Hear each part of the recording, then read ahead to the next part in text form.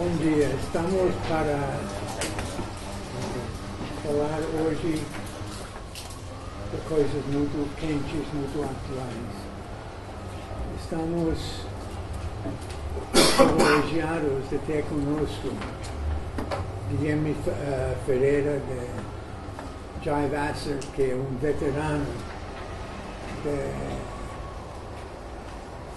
de composição de ativos descompostos, não? Que é um veterano de liquidação de ativos de Lehman Brothers na América Latina e cuida dos problemas das falências como operador financeiro. E temos conosco também, como debatedores, a Felipe Galea e Rafael Dutra, da advocacia BMA, que especializam nesses problemas de litigação em cima das falências. E então estamos entrando em uma época que faz este diálogo bastante oportuno. O Brasil está em crise, está em vista uma mudança do governo de curtíssima vida e possivelmente uma mudança do sistema político. Nosso instituto está trabalhando em cima disso. Trabalhamos, inclusive, com jovens profissionais que estamos estimulando eles no ambiente, por favor, senta aqui, no ambiente de falência intelectual, a falência da falta de iniciativas, a falência de novas ideias. Estamos reunindo com um grupo de jovens em seus mais ou menos 20 e 30 anos para tentar eles configurar algumas mudanças na estrutura política do Brasil. Este trabalho está oriundo do nosso colóquio sobre essas instituições, que fazemos leituras com jovens profissionais, com estudiosos, sobre os clássicos da literatura política que são negligenciados no Brasil. Essa é uma breve introdução e vamos conversar dessas coisas mais tarde. Eu gostaria de Guilherme Ferreira abrir nosso debate. Guilherme Ferreira, obrigado. Obrigado, bom dia a todos. Norman fez referência ao momento pelo qual a gente está passando no Brasil, né? Resultado de um período de mais de 12 anos de expansão da economia e do crédito, desde 2002 até 2014, a gente teve o mais longo ciclo de expansão do crédito no Brasil. E esse ciclo de expansão terminou com a pior crise financeira e econômica que a gente já teve no Brasil. Posso interromper? Por favor. Porque esta expansão de crédito é uma expansão secular no mundo que começou com o fim de Bretton Woods em 1977. E o sistema sempre aumentou, dando matéria-prima para esta expansão de crédito até agora, nos últimos 50 anos, praticamente. Não só queria... Não, claro. Mas assim, no caso da história econômica brasileira, né, foi o nosso período mais longo de expansão de crédito. E no final desse período, ele ainda foi turbinado por uma série de políticas públicas, principalmente via Banco do Brasil, Caixa Econômica Federal e BNDES, numa tentativa de continuar o crescimento baseado na tal nova matriz econômica. E, obviamente, quando você chega no final de 2014 com esse sistema basicamente entrando em colapso, o que acontece em 2015 e 2016 é uma contração muito profunda da nossa economia, né? No combinado aí foram mais de 8% de contração da economia, aliada a uma alta de juros e aliada a uma alta da inflação. Então, ao mesmo tempo, três coisas aconteceram com as empresas, né? Primeiro, o custo de dinheiro para elas subiu, porque os juros subiram. Segundo, o dinheiro ficou escasso, porque houve uma retração no sistema de crédito. Mesmo as empresas que tinham uma alta qualidade de crédito não conseguiam rolar as suas obrigações. E terceiro, os ativos que essas empresas tinham por conta da contração da economia e da percepção maior de risco passaram a valer menos, né? E aí você tem todos os elementos que justificam a crise dentro das empresas. O que é a crise dentro da empresa? É aquela crise em que a empresa ou tem a impossibilidade de pagar as suas obrigações quando elas vencem, que é o que a gente chama de crise de liquidez, ou elas têm a incapacidade de pagar todas as suas obrigações com todos os seus ativos, que é o que a gente chama de insolvência propriamente dito, né? Uma é uma questão de descasamento entre o prazo do ativo e o prazo do passivo, então eu posso até ter ativos muito valiosos, mas se eu só tenho imóveis e eu tenho que pagar uma dívida amanhã, eu não consigo vender esses imóveis rapidamente para pagar a dívida. E o outro é realmente um descompasso entre o que você tem no lado direito do seu balanço, né, que você tem as dívidas, e o que você tem do lado esquerdo do seu balanço, do seu ativo, o lado esquerdo vale menos do que o lado direito.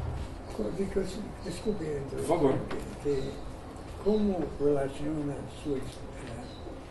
a situação atual com sua experiência com Lehman Brothers? Legal, acho que vale a pena falar, né? Então, a história do Lehman Brothers, por exemplo, foi uma combinação, foi uma crise de liquidez. O banco ele tinha uma parte importante do passivo dele em operações que a gente chama de repo, né? Que são operações que você entrega títulos públicos e recompra elas no dia seguinte. Teoricamente são operações sem risco, porque se você não pagar o dinheiro no dia seguinte, os títulos públicos ficam para o credor. Mas o Lehman girava alguma coisa próxima de 150 bilhões de dólares toda noite no mercado de repo. E conforme as ações do banco começaram a despencar, conforme foi havendo uma percepção de que os outros ativos, principalmente as hipotecas e créditos residenciais, valiam muito menos, aquele mercado congelou para o banco e ele teve que pedir a recuperação judicial, né? E por que a empresa pede a recuperação judicial? Por que a gente criou esse sistema de recuperação judicial? Porque na hora que a empresa entra em crise, você começa de um lado a ter um ataque dos credores ao patrimônio, que faz essa empresa começar a quebrar no sentido de que ela se desorganiza como uma série de ativos e pessoas para uma atividade. Então, se você tira a planta da empresa, ela não consegue mais produzir. Se você tira o dinheiro que está no caixa para pagar um credor, ela não tem mais o capital de giro para comprar a mercadoria, a matéria-prima que ela precisa para vender.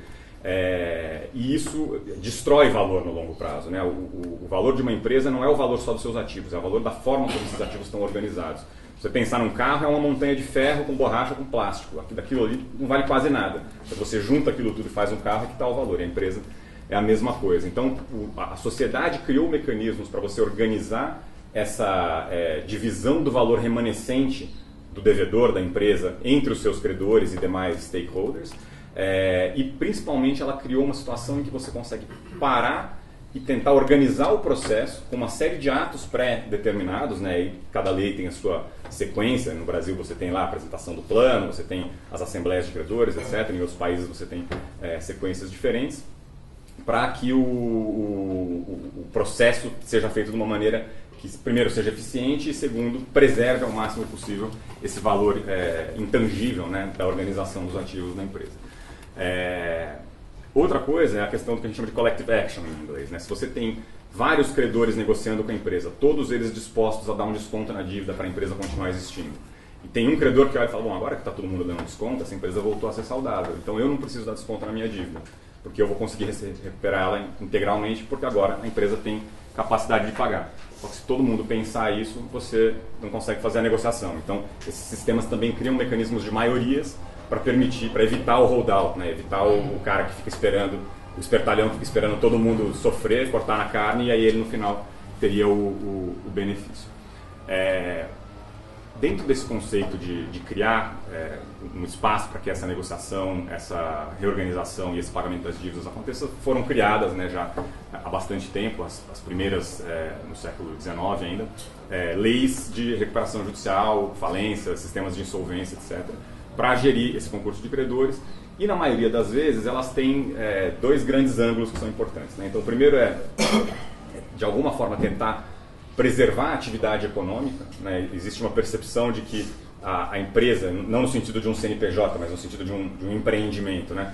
Tem ali o seu valor na produção de bens e serviços, ela gera emprego, ela gera renda, ela gera dividendos, ela paga impostos e tal, e se você puder manter aquilo em funcionamento, isso tem um valor.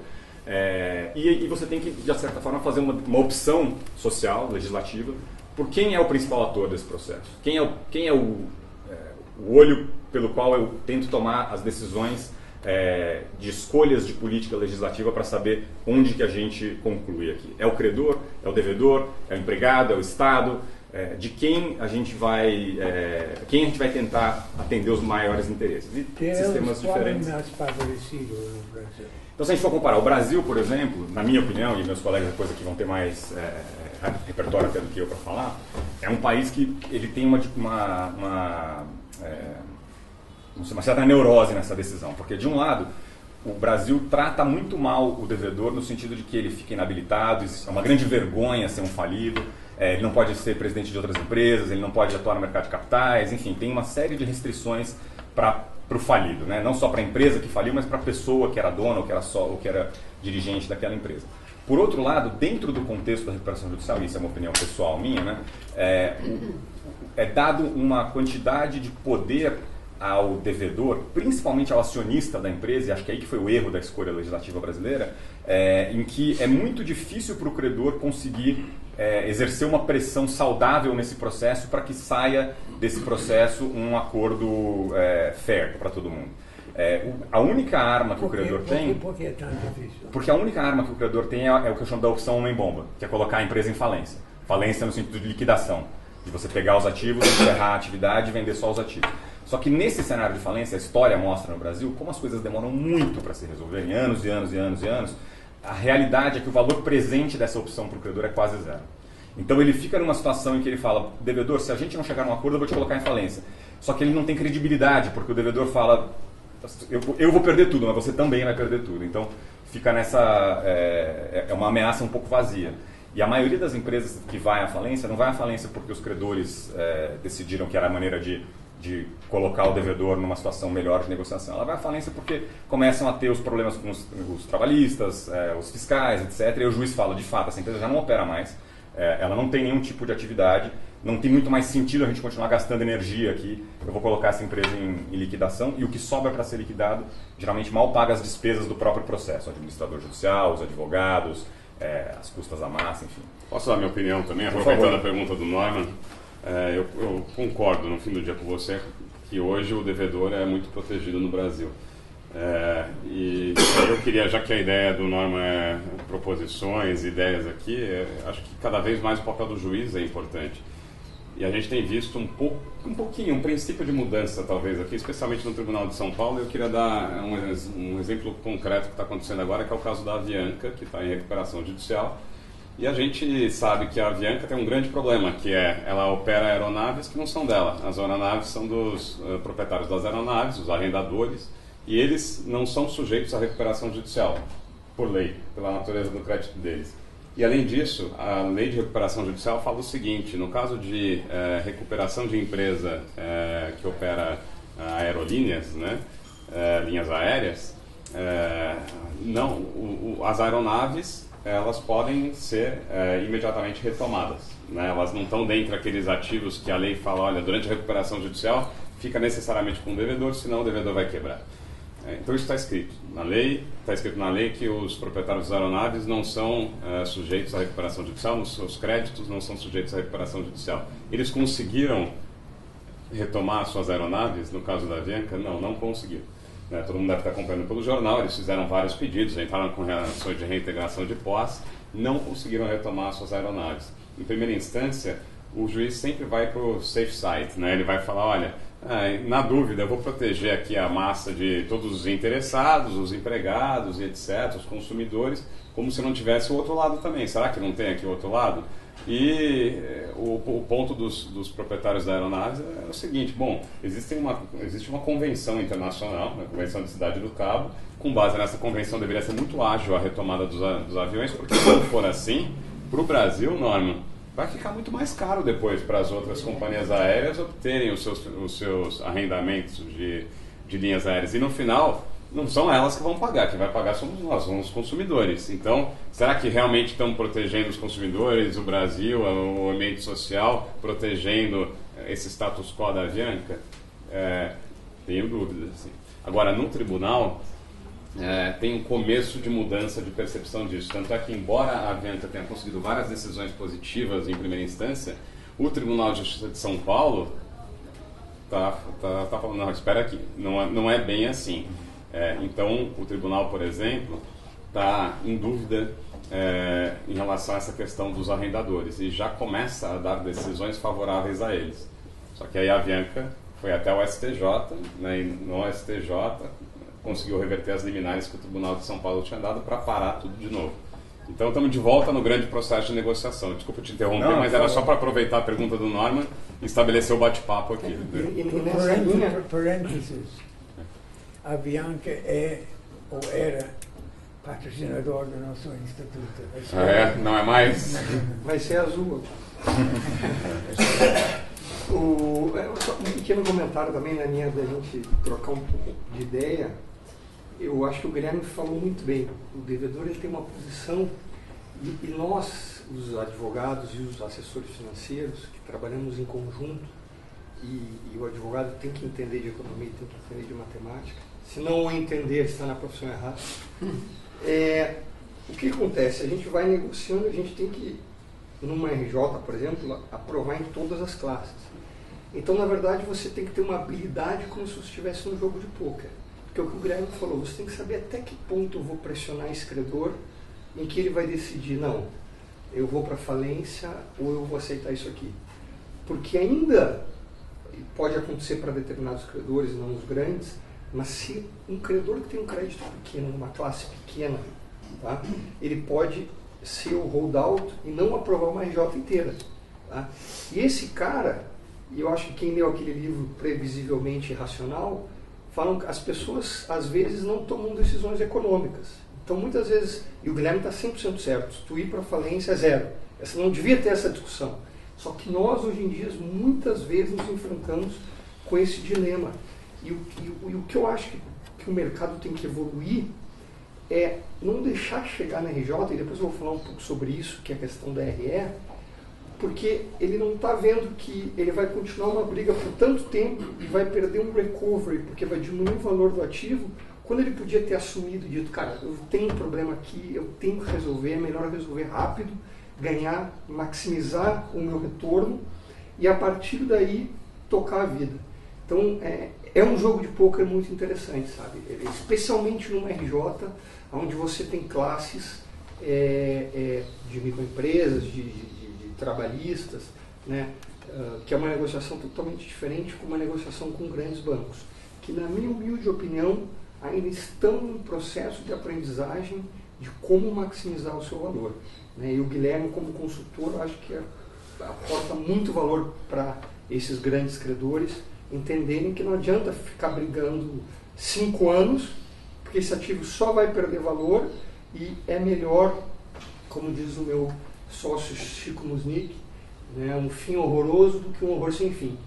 Então é melhor terminar logo do que continuar com isso por anos e anos no judiciário. Essa conduz uma pergunta que eu gostaria de fazer com o Guilherme. Fazer uma comparação internacional de quanto vale ao final uma massa falida no Brasil comparado com o preço, vamos dizer, pico na bolsa, outra medida, comparado com as massas falidas nos Estados Unidos, na Alemanha ou em Inglaterra, quando tem um sistema mais estruturado. Que é o valor relativo a outros países de uma massa falida no Brasil? Tem um estudo interessante que é publicado pelo World Bank, acho que ele sai de 5 em 5 anos, que faz uma análise que é a seguinte: qual é o tempo médio de um processo de insolvência num país? Qual é a recuperação média de créditos pelos credores? Ele não faz uma medida de quanto valia a empresa antes e depois, mas acho que é um proxy interessante se você olhar essa recuperação média, porque no fim das contas, teoricamente, quase todo o valor vai para os credores ali, né? E aí você pega países, né, OCDE, etc., estamos falando geralmente de processos que demoram entre 2 e 5 anos, na média, e recuperações aí que talvez a Inglaterra seja mais alta, acho que é 80 alguma coisa, Estados Unidos é 70 e poucos. Aí depois eu vou falar rapidinho porque esses sistemas são mais eficientes, né? E aí você vem Chile, 40 para 3 anos, etc. Chega lá nas listas que começam os países de nome difícil de pronunciar, os estãos, os países da África, lá no meio tem o Brasil também. E o Brasil, a média de tempo que demora são 7 anos. E aí você fala, 7 anos, a gente fez um trabalho bem feito, né? Caprichamos, então deve ter uma boa recuperação. 7 anos de média para concluir um processo de insolvência. 7 anos bíblicos. 7 anos bíblicos, né? E aí a recuperação média de crédito no Brasil são 12%. Né? Então, assim, é muita diferença, é um processo muito ineficiente. Isso né, faz parte do software em que o país roda e é uma pena que a gente tenha essa versão desatualizada e mal aplicada do software. Mas comparando um pouquinho com a Inglaterra e Estados Unidos, que são sistemas que eu conheço razoavelmente bem, a opção legislativa nesses dois países foi uma opção de privilegiar o credor. E é interessante que de duas maneiras diferentes. Então, nos Estados Unidos você privilegia o credor no sentido de que tudo que está sendo feito no processo tem como interesse principal maximizar a recuperação do credor. E existe uma ordem legislativa, como aqui no Brasil também tem, de quem vai ser pago primeiro. O credor que tem garantias, ele tem um direito absoluto àquela garantia. Ninguém pode tirar aquela garantia dele, a não ser que você dê o que eles chamam de adequate protection, que é uma certeza de que de alguma outra forma ele vai ser pago. Ou ele tem que receber os pagamentos antes dos outros, ou ele tem que ter uma outra garantia e o juiz tem que aprovar essa outra garantia. Na Inglaterra, a prática na Inglaterra está baseada historicamente no fato que o devedor vai preso. Isso vem, o autor de Robinson Crusoe ficou anos em prisão de devedores. Se você lê os romances de Dickens, conta muito, acho que a família de Dickens teve, mas desculpe. Não, e isso é um pouco, né, dessa nova versão, né, o Debtor's Prison. Até tem gente que diz que uma parte importante dos primeiros settlers nos Estados Unidos foi para fugir das suas dívidas também, né? Mas enfim. Então, nos Estados Unidos, essa visão pró-credor, só que a visão preservação da empresa. Então, na medida do possível, o juiz faz o que for possível para manter a atividade econômica, só que essa empresa muda de dono, ela passa a ser dos credores. Então, os credores sênior recebem dinheiro, os credores mezanino, vamos dizer assim, recebem dinheiro com haircut, e aí você tem o que chamam de fulcrum securities, que é a última dívida que vai ser paga antes de acabar o dinheiro, quem está embaixo dela não recebe nada, e essa dívida é paga com o equity da companhia, e aí esses credores ficam sendo donos da empresa. Então, a atividade é preservada, preserva-se a empresa, não necessariamente o empresário. O empresário ele perde o que ele tinha, mas ele tem o tal do fresh start. As dívidas dele são limpadas, né, são extintas, e ele pode começar de novo, e nos Estados Unidos é quase uma cicatriz de guerra, assim, um badge of honor você ter falido algumas vezes, né? Mostra que você tentou e não deu certo, e esse sistema de fato estimula o empreendedorismo, estimula as pessoas a tomarem risco, porque elas sabem que se der errado, o que está para ser perdido é só aquilo que você de fato aportou no negócio. Não é que nem aqui no Brasil que o empresário que entra num processo de recuperação judicial, na física vai ter penhora na conta corrente trabalhista, vai ter problema fiscal para o resto da vida, vai ficar com o CPF sujo, enfim.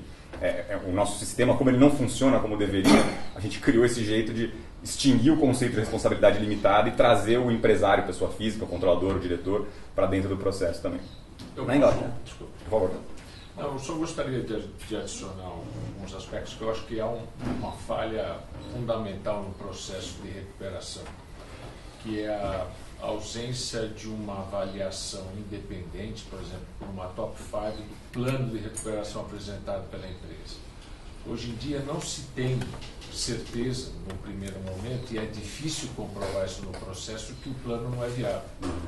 Então o juiz não reconhece a possibilidade, ou ele traz um expert judicial, ou a própria empresa apresenta o seu especialista no assunto, e essa viabilidade teórica não é possível de ser contestada com facilidade no processo de recuperação. Se nós tivéssemos a possibilidade de indicar ou de ter uma avaliação dentro do stay period, supostamente de 180 dias, que nunca é, um trabalho investigativo sobre as contas e a capacidade da empresa pagar ou não pagar, o ideal seria que a decretação da falência fosse feita imediatamente, porque a extensão de uma empresa que está falida nas contas, mas protegida por um processo de recuperação judicial, só faz com que os ativos se depreciem, só faz com que a empresa entre numa dificuldade ainda maior pelo corte total de crédito que ela vai ter durante o período de recuperação. Então, para os credores, eu entendo que se houvesse uma crítica e que essa crítica produzisse efeitos práticos dentro do processo de recuperação, a ponto de dizer que o plano não é viável, haveria maior possibilidade, de, inclusive, os trabalhadores de recuperarem parte do seu crédito. Eu digo isso porque eu tenho um caso em Presidente Prudente que está há 3 anos aguardando a Assembleia Geral. Então, durante esse período, certamente tudo está sendo depreciado, não há empregados mais para fazer a manutenção do parque da empresa e a gente percebe, trabalhando em banco, que você, se tem um contrato de arrendamento mercantil, onde a propriedade do bem é sua, você não consegue pegar. Se você tem uma alienação fiduciária, você não consegue recuperar. Então, até mesmo as garantias, elas são colocadas de lado, os direitos mais básicos dos credores são eliminados diante de um princípio de proteção social que, no fundo, é um perfeito engodo, que ninguém acaba sendo prestigiado dentro de um processo de recuperação que está dado a levar a lugar nenhum. Então, o que a gente percebe hoje, trocando um pouco de experiência aqui, é que é um equívoco a gente achar que pode pegar para pressionar um devedor um bem vital da companhia, como você mesmo alertou, né? Porque se você tira aquele bem, a empresa para e nenhum juiz autoriza. Então, e outra coisa, confiar muito numa empresa que domina a economia de uma certa cidade também é outro equívoco. Então, hoje em dia, para quem tem que defender o Brasil lá fora, é muito difícil. Você tem lá alguns sistemas que avaliam o risco da recuperação de crédito no Brasil, e até pouco tempo atrás, não tão pouco, 6 anos atrás, quando eu resolvi fazer um trabalho sobre isso, o rating do Brasil dado por esse banco equivalia ao rating dado aos países mais pobres da África. Por quê? Porque em parte falta de conhecimento, em parte também por conta dessa inconstância sobre como a lei é tratada, né? Sobre de que maneira o credor é tratado numa situação como essa. O Código de Processo melhorou bastante nesse aspecto, mas continua só na lei por enquanto. Na prática a coisa não vinga, né? Sim. Então o processo falimentar e de recuperação hoje ele precisa mudar muito para poder atrair investimento, para atrair capital para as empresas, porque do contrário essa ideia de preservar o social, que é uma ideia, na minha opinião, muito equivocada, que não protege a ninguém, vai acabar prevalecendo. O começo do seu ponto é importante, porque em alguns países tem uma comparação durante o processo de recuperação judicial. Se a empresa for à falência, o credor extrai mais ou menos valor, né? Então, para várias jurisdições, se não tiver a demonstração bem objetiva, bem clara, de que a empresa em recuperação pode levar aquele credor a ter um recovery maior do que se a empresa for à falência, o juiz mesmo não concede a recuperação judicial. E o juiz, por isso que no exemplo da Bianca que eu estava falando, o juiz é muito fiel da balança, né? Porque como o Guilherme muito bem falou, o credor está amarrado, o devedor também está fazendo o que ele pode para sobreviver. Então, talvez uma pessoa lúcida que tem poderes suficientes nessa equação seja o juiz, né? E aí o juiz em muitas jurisdições faz esse valor.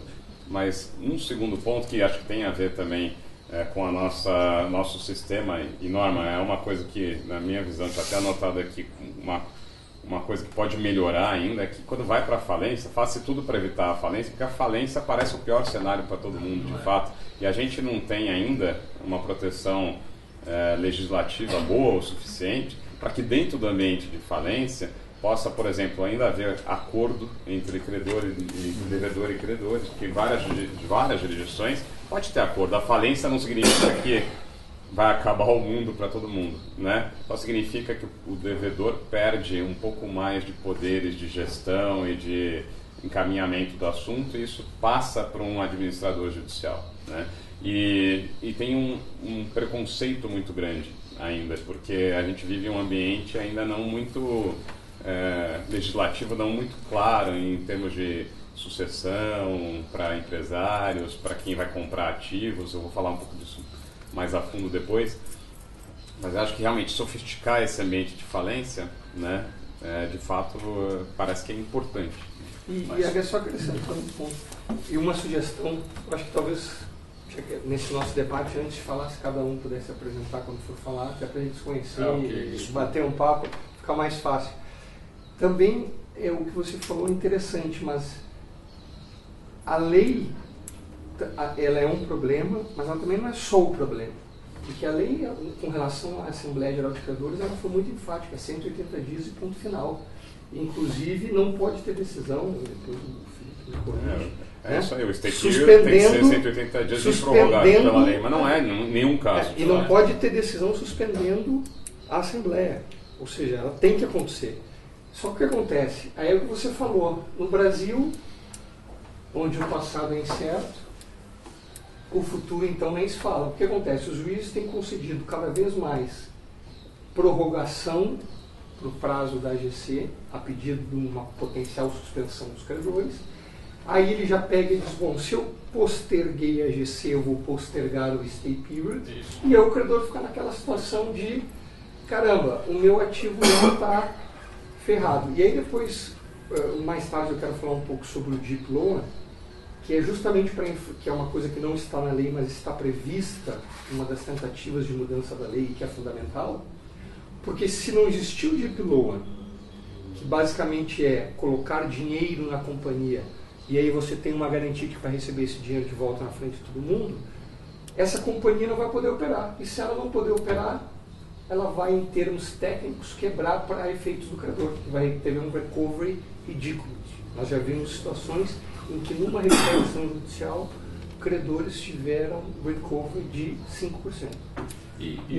Eu gostaria de provocar os três ao final do nosso encontro hoje.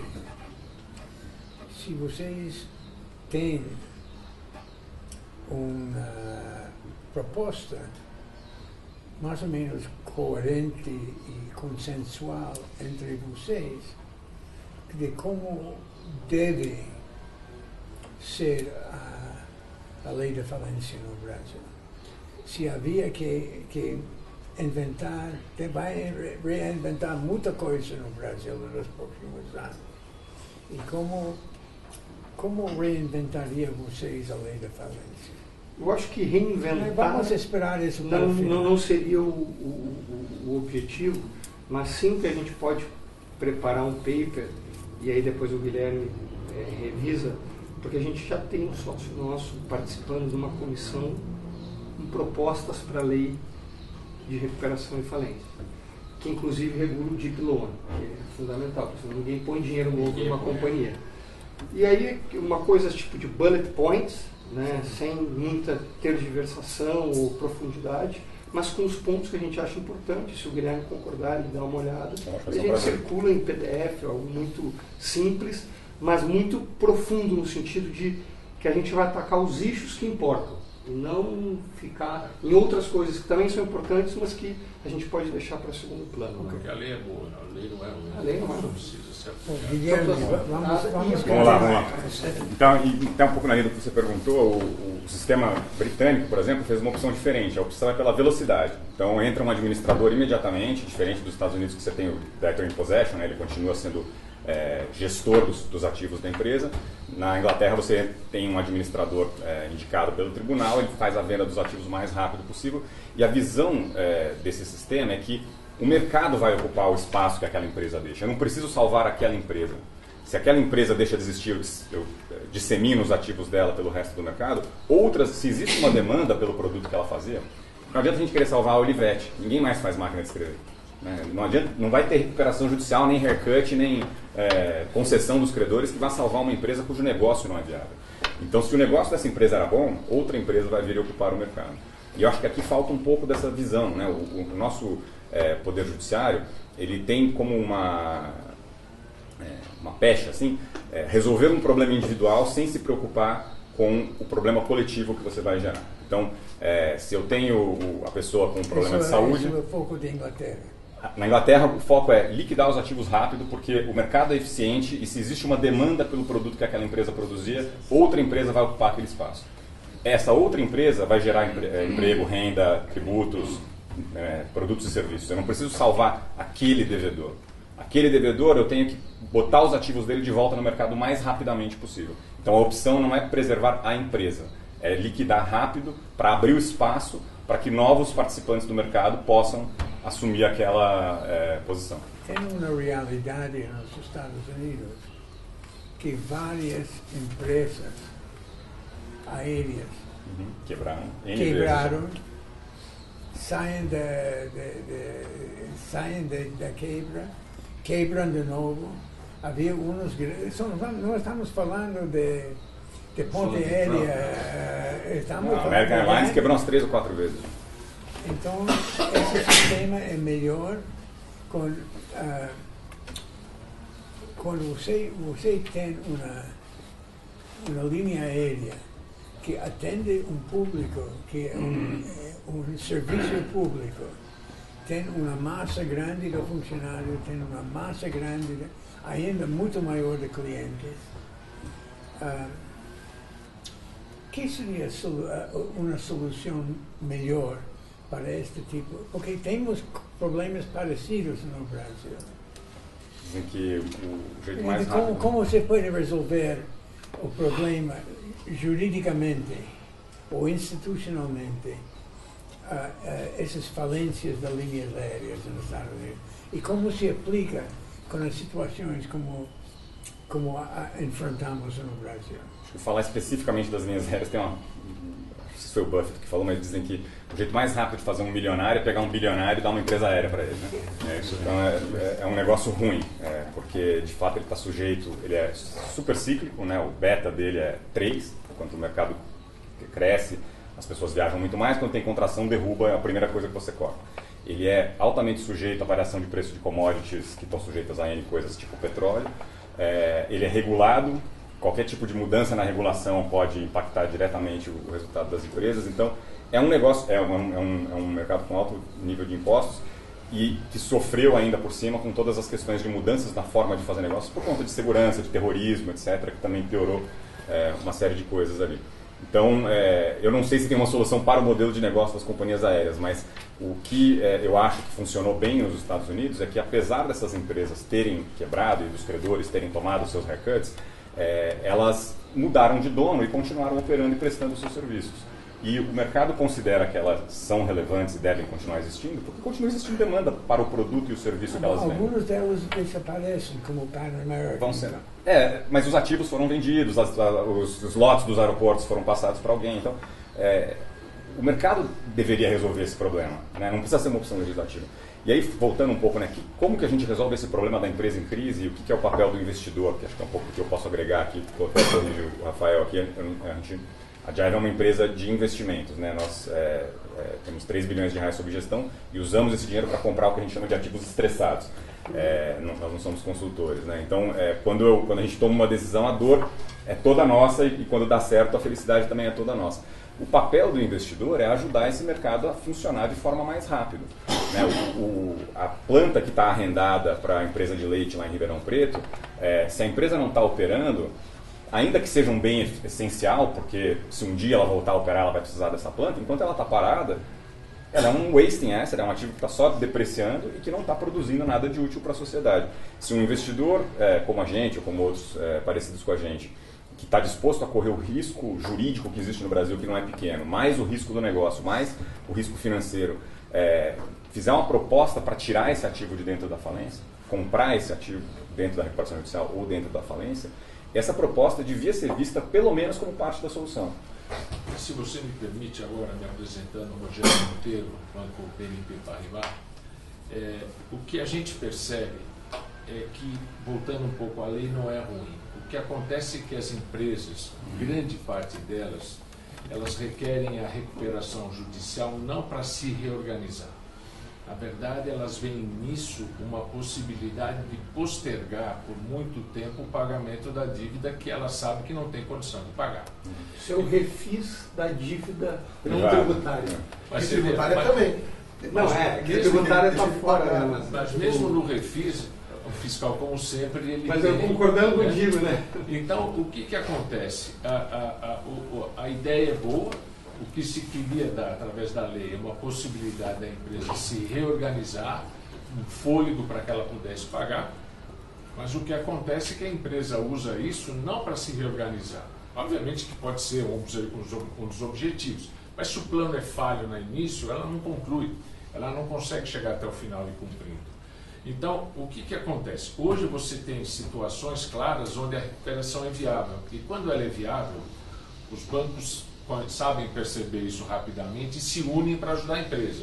Vou citar dois casos aqui, que é o caso da Paranapanema e da JBS, onde todos os bancos se uniram e não tem problema de dar 10 anos para a empresa pagar. Pode ser 5, pode ser 6, porque o plano é consistente, a empresa tem produção, ela tem ativos bons, tem uma boa marca, a gente sabe que a empresa passa por uma dificuldade e os bancos dão essa oportunidade à empresa ultrapassar essa dificuldade, como está sendo exatamente o caso dessas duas empresas que estão pagando regularmente as suas dívidas. Tanto é que a Paranapanema nem chegou a entrar em recuperação Não, judicial. ela negociou, E a gente uma fala isso, foi o BMA extrajudicial. que negociou pela Nós Paranapanema. negociamos É. com vocês e muito obrigado. Foi uma Né? excelente negociação. Mas é porque é crível a proposta.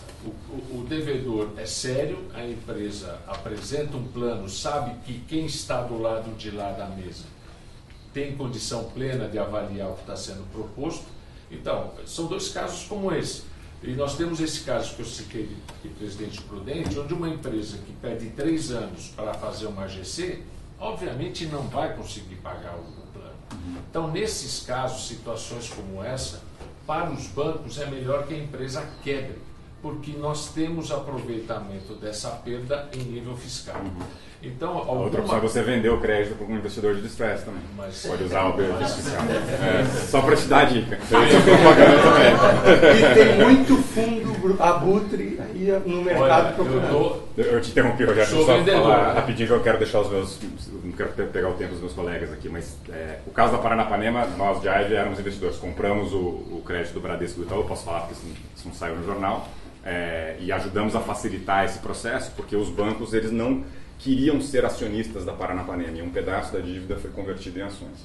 Então a gente fez uma transação com eles antes, comprou a dívida deles, fez a renegociação, a dívida que foi reperculada a gente vendeu de volta para o banco e eles carregaram isso no book, e a dívida que foi convertida em ações a gente ficou com ela e depois liquidou essas ações no mercado. Foi bom para nós, foi bom para os bancos, eles reconheceram a perda para fins fiscais e a empresa, né, conseguiu fazer a reorganização que se ela tivesse 2 bancos grandes que não quisessem se tornar acionistas, o desenho que estava sendo feito não teria funcionado. Né? Queria falar dois casos parecidos, né? 2 bancos que então primeiro entraram em intervenção, depois em liquidação e agora estão em falência, e um que eu acho que foi feito corretamente e pode servir de paradigma para as coisas funcionarem melhor aqui no Brasil, e um que eu acho que foi feito tudo errado e devia servir de um aprendizado para a gente não fazer igual. O caso que eu acho que deu bastante certo foi o caso do Banco BVA. Em que sentido? Um banco, quando ele entra em crise financeira, ele sofre intervenção, obviamente ele para de operar, né? O banco depende de solvência, ele não vai ter mais clientes, ele não vai mais prestar serviços financeiros, ele se torna basicamente uma caixa em liquidação. Né? E um pedaço importante do ativo que ele tem são justamente os créditos que eles têm contra os seus clientes. Né? O banco vive de dar empréstimo, então ele tem ali uma carteira de créditos. Uma parte dessa carteira vai ser paga regularmente, o cliente vai saldar a sua obrigação, mas uma parte importante da carteira não vai ser paga. Primeiro porque existe a inadimplência natural e segundo porque muitas pessoas e empresas escolhem não pagar um banco em liquidação porque é o banco que não é mais parceiro, não está mais fazendo a folha, não está mais dando financiamento novo. Se eu tiver que escolher entre pagar o BVA quebrado e o Bradesco com quem eu continuo fazendo negócio, eu pago o Bradesco e depois eu me viro com o BVA. Então teve ali uma inadimplência grande, eles ficaram com uma carteira de créditos podres enorme que é um ativo que custa caro para manter, porque você tem que ter uma série de advogados cuidando disso, você tem que ter controles internos, você tem que ter manutenção de todas as informações para demonstrar saldos quando for fazer a cobrança e tal. E é um ativo que estraga, porque quanto mais tempo demora para você cobrar um devedor, mais aquele devedor teve a chance de fazer um planejamento patrimonial, de tirar os ativos importantes que ele tinha e passar para o laranja, de vender os ativos, liquidar, enfim. Passaram-se 5 anos da data que foi iniciada a intervenção no BVA, 3 anos da falência. A Álvares e Marçal, que é uma consultoria super respeitada nos Estados Unidos, fizeram a falência do Lehman Brothers, apesar do nome ser, parece que é latino, eles são americanos, né? E foi contratado, organizaram um processo de venda, fizeram uma cisão da massa falida para poder aproveitar o prejuízo fiscal, fizeram um processo de venda, vários investidores profissionais como a gente participaram desse processo, no fim quem acabou levando foi o BTG, pagaram 211 milhões de reais por essa massa falida, por essa carteira de crédito. E aí, em vez de você deixar aquele negócio lá dentro estragando, agora você tem dinheiro aplicado e vamos resolver o outro lado da falência, que é quem tem direito ao dinheiro. Mas isso a gente faz enquanto o ativo não está estragando e sem um custo alto de manutenção para a massa falida. E de fato agora você tem a lentidão do sistema judiciário que está discutindo ali as habilitações de crédito, as impugnações e tal. Por que eu acho que deu certo aqui? Primeiro, o juiz da primeira vara, na época era o Dr. Daniel Carmo Costa, que é um juiz bem... a parte de falência especializada em São Paulo, então é um cara que tem direito comparado, estudou outros sistemas, já se sofisticou muito pela experiência, tem 12 anos só na vara de falência, agora ele está no CNJ. Comprou essa ideia, a Álvares Marçal trouxe aquilo para ele, ele consultou ali os principais credores e falou, acho que é uma boa ideia, vamos fazer isso. Fecha a página. No caso, deu tudo errado, falência do Banco Santos. O negócio está lá faz 10, 12 anos, tem um monte de ativos. Oi? Banco Santos. Tem um monte de ativos, os credores estão super organizados e tentando apresentar planos alternativos, foram feitas várias propostas de liquidação alternativa da massa, e aí chegou num ponto em que teve uma aprovação da Assembleia para fazer uma dação em pagamento da carteira para os credores, isso ia ser liquidado depois, e o Edemar Cid Ferreira, que é o acionista do banco, ficava com a casa no final, que foi basicamente, entre aspas, um jeton ali para ele não impugnar o plano. E o juiz decidiu que, apesar dos credores terem decidido nesse sentido, e eu, nesse caso, acho que ele errou muito, porque se as pessoas mais interessadas em receber estão dispostas a abrir mão daquilo para poder receber alguma coisa, não deveria caber ao juiz falar, vocês não têm direito de deixar o Edemar levar a casa, porque não é justo. É imoral ele continuar com a casa dele, já que ele quebrou e não pagou ninguém. E aí continuamos lá sem receber. Os credores receberam uma parte, porque uma parte do dinheiro foi enfim, créditos que foram liquidados, mas tem um ativo que a gente estima que deve valer entre 200 e 500 milhões de reais, que não consegue liquidar, porque não se chega a um acordo de como isso deve ser feito. Então, diferença. Outra vara, outro juiz, uma visão muito mais legalista e muito menos prática do processo. E com isso, os credores acabam ficando sem receber. Então, nos dois casos, você vê, o mercado estava disposto a absorver aquilo. Mas de um lado você encontra uma solução em que os credores foram pagos, e do outro lado você fica com uma massa que tem um custo enorme de administração, gastando com advogados para manter esses créditos em cobrança, sem que os credores sejam pagos. Essa era a minha contribuição inicial, Norman. Mas eu tenho uma pergunta em cima da sua contribuição.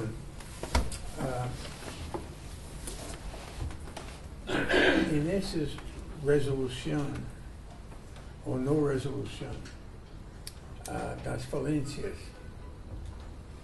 quanto é politicagem, quanto é influência política e quanto um falido tem um representante político. E ele pode extender, como neste caso, praticamente infinitamente, torna intocável. Que é a frequência dessa? Olha, a gente brinca lá na Jive que a gente tem a bancada devedora, né? Porque tem uns 4 ou 5 deputados que são devedores nossos. Mas, assim, acho que a questão, principalmente na primeira instância, é onde você sente mais essa influência, e ela não é tanto uma influência política, ela é uma influência social, principalmente nos lugares menores. Então, quando você está falando em Lucas do Rio Verde, uma cidadezinha desse tamanho, o frigorífico que estava em recuperação judicial, era o maior empregador da cidade. Né? Claramente você tinha ali um favoritismo do juiz, que era, em algumas situações, tão grande que a gente tinha até a impressão de que podia ir além da preocupação social, né? Que podia ter alguma coisa errada acontecendo ali. Obviamente a gente não tinha prova, mas ficava com essa sensação de que estava demais, né? Estava torcendo demais para o time da casa. E isso acontece. Quando você vem para as praças maiores, né? Principalmente São Paulo, que tem as varas especializadas, Rio de Janeiro tem as varas empresariais, que também tem um certo grau de especialização e tal, eu sinto menos essa influência política e social. Agora, a gente vive num país em que, principalmente as cortes superiores, são órgãos políticos, né? Então, quando chega lá no STJ e tem que decidir se a Avianca vai ou não vai devolver os aviões, você está falando de um grupo pequeno de juízes que está altamente exposto à mídia e cujas decisões são... tem um lance de jogar para a plateia também, né? Eles têm suas visões políticas e tal.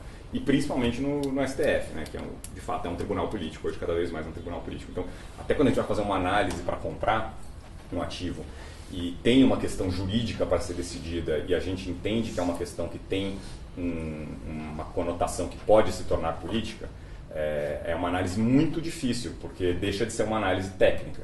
O STF, como ele tem a capacidade de, no fim das contas, dizer o que é o direito, se ele quiser mudar o que é o direito, basta ele dizer que é diferente. A história da jurisdição é essa. Quem diz o que é o direito é o juiz, no caso deles, o tribunal. Então, por exemplo, a gente tinha um potencial investimento que a gente ia comprar um crédito contra um banco. Isso há muito tempo, porque hoje a gente, até por uma questão comercial, a gente não tem nenhum tipo de ação contra banco.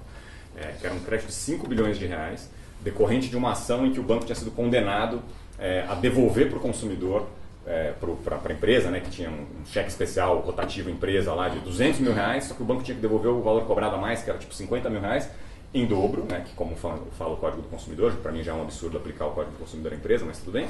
Só que as mesmas taxas de juros que o banco cobrava. Como o banco cobra 400% no cheque especial e demorou 10 anos, o negócio virou 50 mil, viraram 4 bilhões, né, exponencial. Então, a nossa análise era, quando isso chegar no STF, vai haver uma pressão tão grande de Febraban, do próprio banco envolvido, etc., para mostrar que isso é um absurdo, que ninguém que tem um crédito de 50 mil reais pode ter direito a 4 bilhões de reais, que ainda que tenha tido trânsito em julgado da perícia que aprovou, da sentença que determinou os critérios de valorização da dívida e tal, ia acontecer alguma coisa ali no sentido de que aquela decisão ia ser considerada, né, ia quebrar os princípios jurídicos de coisa julgada e tal, para reverter aquela decisão. De fato aconteceu, a gente não comprou e de fato aquilo aconteceu, foi devolvido e a dívida virou 400 mil reais, que era um número muito mais plausível. Então, essa influência política a gente sente na primeira instância um pouco da pressão social, acho mais do que política no sentido de que não são entes de governo, né, são pessoas próximas ali daquela comunidade, e aí quando você sobe para os tribunais superiores, aí sim eu acho que tem um pouco, principalmente das entidades de classe, e às vezes talvez um pouco de tráfico de influência, advogados que são próximos dos ministros tal, ali, que acho que acabam fazendo um jogo de pressão que influencia o nosso negócio. Essas cidades pequenas, você tem um caso bem interessante, eu concordo, especialmente cidades pequenas, o político está preocupado, porque de fato quebra a cidade, se quebrar a empresa. E eu tenho um caso específico que é público. Brumadinho. Tem Brumadinho, é um grande problema, tem outros, esses grandes desastres são complicados, né? O pessoal de Mariana, por exemplo, começo todo contra a Samarco, hoje está sentindo muita falta da Samarco, né? Do tempo que a Samarco ficou parada discutindo a parte jurídica, que deixou de contribuir para outras coisas. Mas um cliente meu, um fundo de investimento, tinha um FDIC que tinha um crédito numa usina do interior de São Paulo. Até a casa é pública, a usina de Penápolis, usina de açúcar e álcool de Penápolis. Só tinha 2 credores com garantia real, e garantia real é uma das 4 classes que votam na recuperação judicial. Tem que aprovar a recuperação judicial. Tinha o Bradesco e tinha o nosso cliente. O Bradesco lavou as mãos, falou: eu não vou decidir nada, eu vou até me abster de votar, por algum motivo que a gente não sabe. O nosso cliente falou: não concordo com o plano, a orientação que eu dou para você, advogado, é ir lá na Assembleia e votar contra. Não, mas votar para quebrar. Quem estava na Assembleia era no ginásio, o maior ginásio da cidade, tinha 400 cortadores de cana, uns 200 produtores de cana, um monte de trabalhador ali, outro. Aí tinha uns de garantia real, eu tenho 1,74 m, e um colega meu que tem 1,65 m, né? E a gente estava lá na frente e a porta da saída era lá atrás. E aí a gente começou a tocar a assembleia, Guilherme falando que, dando a entender que não ia aprovar o plano, que não dava mesmo para o nosso cliente aprovar daquela forma. E aí, quando eles perceberam que a gente não ia aprovar, deliberaram se eu ia apanhar ou não ia apanhar. Deliberaram mesmo, começaram como se estivessem deliberando uma cláusula do plano, né? Eles vão apanhar ou eles não vão apanhar? E é verdade essa história. Tava ganhando que a gente ia apanhar. Aí, por sorte, um cortador de cana mais lúcido falou: eles estão só fazendo o trabalho deles igual a gente está fazendo nosso aqui, então acho que não vale bater neles, tal, a gente não vai ganhar nosso crédito. E aí prevaleceu essa posição. Essa é verdade. Essa é uma força política. Super. Mas a força política, eu contei essa história pelo seguinte: eles fizeram isso na frente do prefeito. O prefeito da cidade estava sentado na mesa ali, ele entrou e saiu. O Ministério Público, o representante do Ministério Público estava sentado ali também, e todos os agentes políticos da cidade de Penápolis estavam lá, né? Quer dizer, de certa forma apoiando aquela postura. Ficando calados, porque inclusive um dos outros credores também estava meio batendo na empresa, tinha pedido força policial, mas até então a assembleia estava correndo bem, a polícia foi embora. Tanto é que quando começaram a deliberar se ia apanhar, eu olhei para ver onde estavam os policiais e eu será que eu consigo correr até lá, né? Aí gelou meu estômago. Mas o prefeito estava lá, então de fato tem muita pressão política, né? Tem ostensivamente pressão política. Na minha opinião, eu estou totalmente de acordo com você. É complicado. E até na minha eu não quero tomar outra discussão, falar, mas na minha das recomendações, ontem participei de um outro evento e um juiz bastante atuante nessa parte de recuperação judicial e crédito, eu até citei o nome dele, Dr. Daniel, que agora está no CNJ, ele falou que uma das propostas para melhorar é você ter, primeiro, varas especializadas, né, e segundo, você fazer essas varas especializadas por macro-regiões, e não só na cidade, porque aqui em São Paulo, por exemplo, você tem a vara especializada no município de São Paulo, mas se a empresa for em Santo André, a falência vai cair na mão do mesmo juiz que julga roubo de galinha, que julga divórcio, que julga contrato de R$10 mil. Então, é um tema muito especializado, um tema em que o advogado, o juiz e todo mundo que está participando tem que entender contabilidade, tem que entender economia, tem que entender de negócios, porque senão o resultado que você extrai desse processo ele é muito inferior ao que seria se você tivesse partes mais preparadas ajudando o processo a funcionar. Eu gostaria de convidar outros para se tem alguma observação. Se não eu tenho uma pergunta final.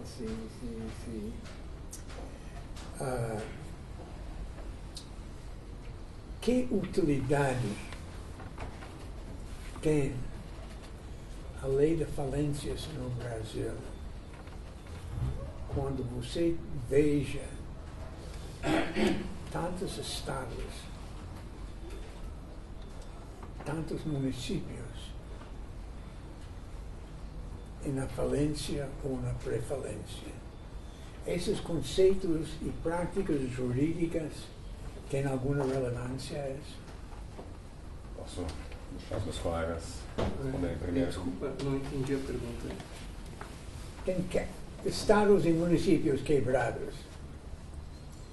Precisa alguma resolução dessa para manter a paz e para evitar a fome e uma desintegração social. A lei de falência tem alguma resposta para isso, para reorganizar um estado, um município, para evitar uma quebra, não só do governo, mas da ordem social?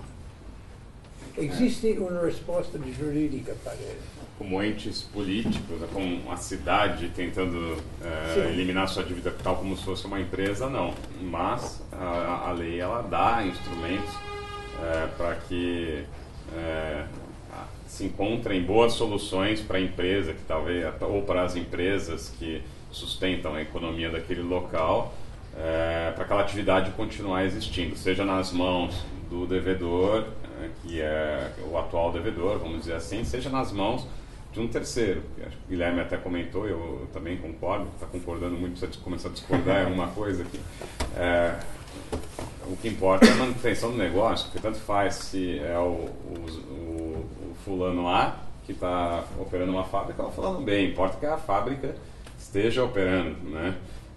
Porque aí os valores sociais todos são preservados. Então tem sim mecanismos na lei, até uma parte do que eu gostaria de falar aqui, de oportunidades que vêm de um ambiente desse, de recuperação, de falência. Existem as oportunidades. Agora, se o Estado ou a cidade está quebrado, a gente ouve falar muito de outros lugares, né, em que as cidades e os estados podem pedir falência. Parece que Detroit, por exemplo, teve um problema muito sério com a indústria automobilística, saiu de Detroit, a cidade ficou péssima. Outro dia me falaram que a cidade de Detroit, parece que metade da cidade não tem água limpa, que a água é contaminada, porque a cidade foi para um nível tão ruim de todos os indicadores sociais, que parece uma cidade de terceiro mundo em algumas frentes. E lá eles conseguem reorganizar a dívida de uma maneira mais estruturada com base em lei semelhante a uma recuperação, uma falência. Havia uma intervenção em Detroit do governo do estado de Michigan e também muito ajuda de emergência financeira era para destruir, derrubar bairros inteiros de casas desocupadas, que eliminar áreas da cidade que eram inviáveis.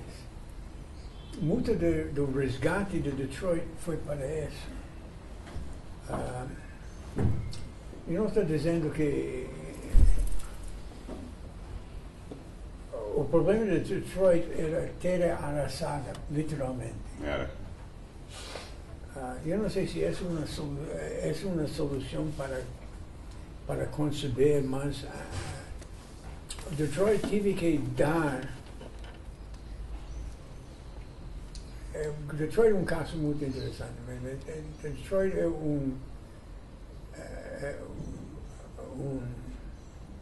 uma cidade que no começo do século XX não era nada. Começou com a indústria automobilística e seus fornecedores sobrevivi. É muito interessante, desculpe, mas o que existe de Detroit hoje? Existem os subúrbios de Detroit, que parece que recusam de ser incorporados à cidade. E sobrevive ao time de beisebol, os Detroit Tigers, o time de futebol americano, o Detroit Lions, e o time de basquete, o Detroit Pistons. O de hockey também. O de hockey do gelo também, Detroit Red Wings. Detroit Red Wings, sim. Que esses sobrevivem, basicamente patrocinados pelos subúrbios. Mas a cidade está. Eu não sei se isso está debatendo. Desculpe, estamos me fascina isso. Eu como repórter fui ao Detroit na pior época, mas que tem isso em São Paulo, é de uma incorporação obrigada a cidades dependentes, como temos em São Paulo. Quantos municípios temos na grande São Paulo? Deve ser 50 municípios. Uhum. E que conceito político poderíamos desenvolver para estas falências das entidades públicas? Essa é uma questão, assim, acho que a gente tem que dividir que são os entes públicos, né, dos entes privados. Os entes públicos, os estados, no caso, eles já tiveram lá atrás todo o seu reperfilamento, a dívida assumidas pela União, o seu reperfilamento. Mas o que acontece no Brasil? Os estados continuam aumentando os custos e aí deixam de pagar a União e com isso eles têm consequências graves de não ter recebimento de recursos da União, os repasses que são obrigados pela Constituição. E o Rio Grande do Sul é um exemplo clássico agora que está acontecendo e não conseguem pagar os seus funcionários. Então acho que esse é um aspecto diferente, que é uma regulação totalmente diferente, entendeu? Mas o problema, de novo, não está na lei. O que foi feito lá no governo Fernando Henrique foi muito bom, porque ele viabilizou os estados que estavam totalmente quebrados. Acontece que, com o passar de 15 anos, os estados se endividaram absurdamente, com folha de pagamento de servidores, com dívidas, e aí não cumpriram com as obrigações que combinaram com a União Federal. E agora o Estado do Rio Grande do Sul está fazendo uma proposta para o governo federal para reorganizar isso. Então eu acho que o problema é mais grave. Mas respondendo a tua pergunta, do ponto de vista nosso aqui, jurídico, direito de falência e recuperação, não tem nenhuma... Não tem lei. Não tem lei para isso. O que tem, só que me preocupa, e o Guilherme falou, é o aspecto da cidade. Quando você está numa cidade pequena, você tem uma pressão no juiz de analisar a lei, como você muito bem falou, do ponto de vista social. Porque ele quer os 5 mil empregados numa cidade que tem 30 mil pessoas lá. E às vezes ele viola a lei fazendo isso. Esse é o grande problema que a gente precisa entender. Agregar um ponto aí. A gente assiste o que se passa na cidade do Rio de Janeiro. A cidade do Rio de Janeiro, ela foi, melhor dizendo, o estado do Rio de Janeiro, ele foi governado por pessoas que seguidamente foram presas, né? Então, a corrupção no Rio de Janeiro é o que levou o estado hoje à situação em que está. Mas agora, do nosso ponto de vista aqui, o meu banco fez um empréstimo para o estado do Rio de Janeiro de 2 bilhões de reais. Isso foi colocado no jornal, que foi empregado para pagar a folha de salários das pessoas lá que não recebiam, já fazia quase 4 meses. Então esses recursos foram dados e nos perguntaram se a gente era louco, etc. Mas nós tínhamos uma garantia da União Federal sobre esse empréstimo. E por sua vez a União Federal tinha firmado com o Rio de Janeiro um compromisso de que a Companhia de Águas do Estado, a SEDAI, seria privatizada e com os receivables da companhia, essa dívida seria paga gradualmente.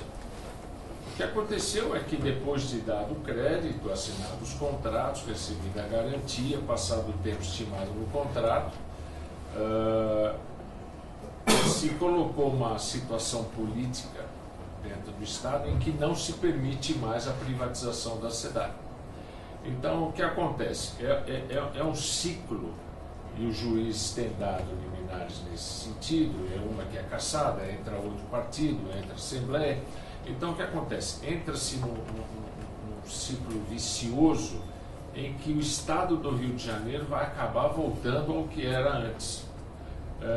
Não porque não só não tem capacidade de cumprir com as suas obrigações, mas não tem credibilidade. Voltar como era antes? Eu não entendo. Como o Rio de Janeiro estava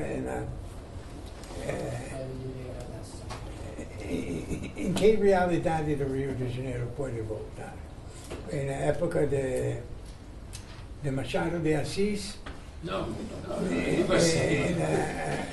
Que é essa realidade? A realidade é uma realidade que eu chamo uma realidade de normalidade, né? Onde o Estado possa voltar a investir, não gaste 92% do que recebe em folha de salário, porque o investimento público é fundamental para gerar emprego, para gerar riqueza, e o Estado sem capacidade de investir e sem capacidade de pagar o que deve, não vai sair da situação em que está. Então o problema nesse caso é político, com o agravante do judiciário perpetuando uma situação que não deveria prevalecer. Você, tem alguém que quer fazer um comentário? O Fernando, nosso diretor adjunto, pernambucano. É só observação, porque como uma pessoa que não vive esse mercado, mas observei com muito interesse o debate, parece que no fim das contas especialmente na comparação com outros países, parece muito uma escolha de que valores a gente vai ter predominando sobre a lei, sobre as decisões, né? Que isso parece muito pouco, esse debate me parece muito pouco claro, porque a gente vai discutir os mecanismos, as ferramentas técnicas, jurídicas, mas tem outros fatores que influenciam as decisões do juiz ou que influenciam as formulações das leis, como se não tivesse claro que valores vão orientar essas decisões para resolver esse problema de cooperação, que no fim das contas é isso, né?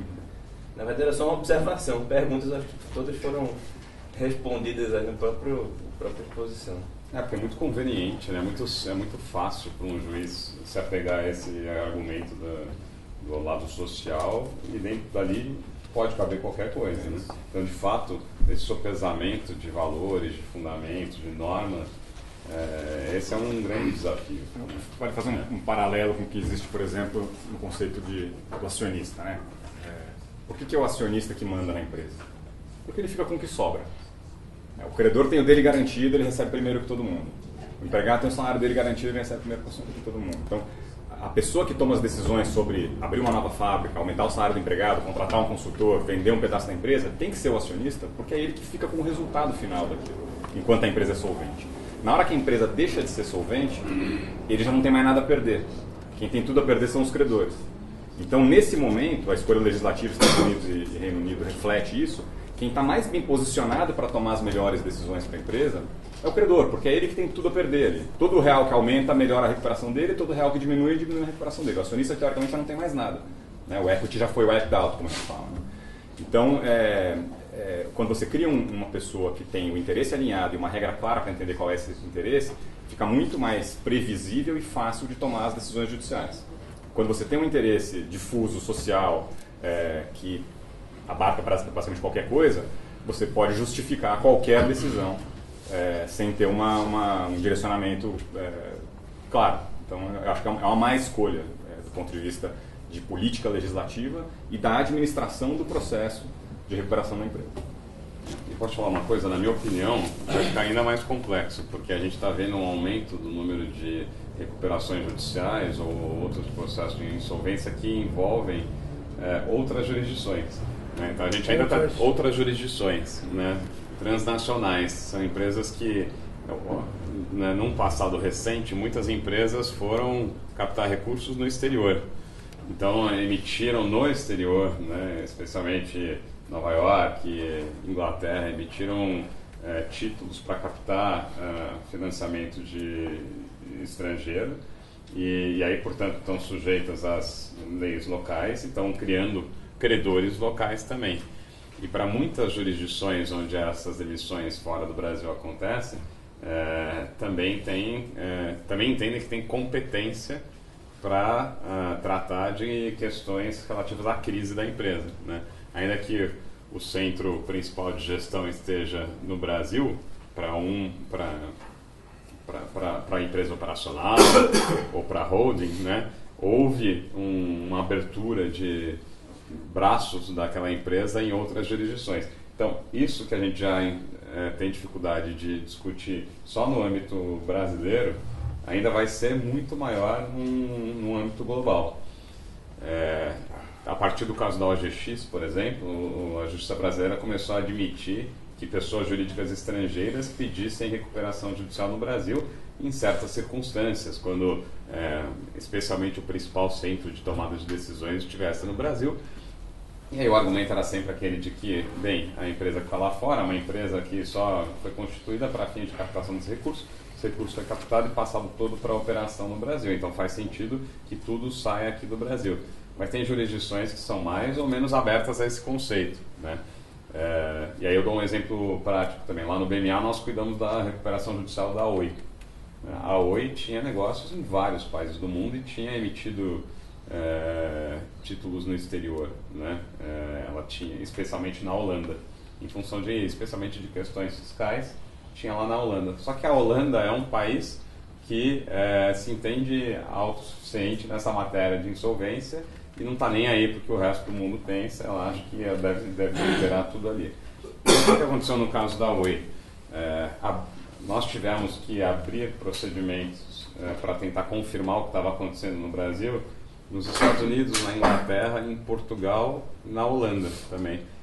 Na Holanda o sistema é diferente, não um sistema tipo de recuperação judicial que fica o devedor aqui como ainda o gerente do negócio, né? Entra um administrador judicial lá que tem um poder muito maior do que aqui também.